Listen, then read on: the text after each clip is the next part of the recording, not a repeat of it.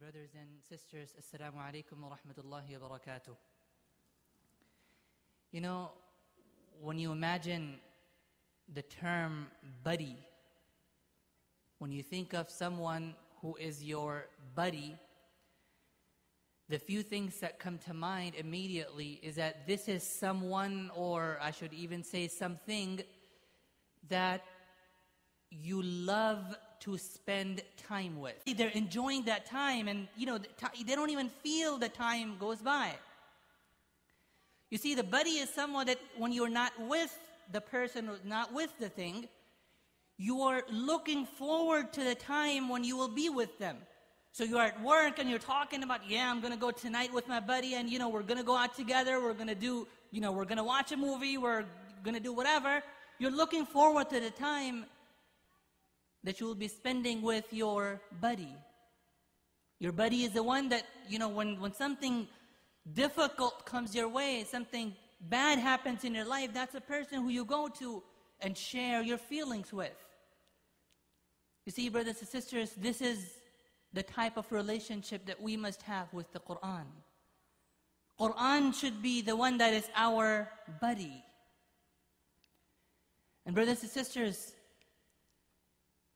as we examine our relationship with the Qur'an this afternoon, and what a perfect time to do so as we are approaching the month of the Qur'an, I want us to examine our relationship and ask ourselves these questions on 3 levels. On 3 levels. Number 1, how much do I read the Qur'an? How much time do I spend in a day just merely reading the Qur'an? Do I spend the same amount of time reading the Qur'an as I do reading news on CNN, or reading the Washington Post, or sitting in front of the TV? How much time do I spend reading the Qur'an? You see, is Qur'an something that is part of my daily routine, daily life? Or is it something that as Ramadan is coming up, I start looking for the copies of the Mus'haf in the Qur'an because it's Ramadan, you got to do something with the Qur'an?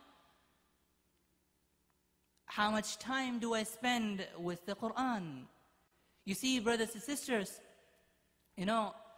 our pious predecessors who took this Qur'an as their buddy, as a true buddy, for them it was as if their life revolved around the Qur'an. So the first was, how much do I read the Qur'an? The second is, what type of an impact does the Qur'an have on me when I listen or recite the Qur'an? The third level, and perhaps which is the most important level, brothers and sisters, how much do I live the Qur'an? How much do I live the Qur'an? You see, when I hear the commandments of Allah in the Qur'an, what is my attitude? Is the attitude that of sami'na wa ata'na?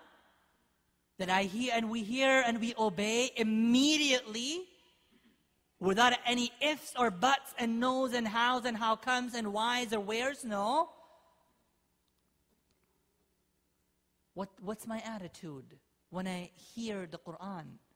Do I find myself saying, well, let me really see if this applies in the West? Let me see if this applies in the 21st century in the United States?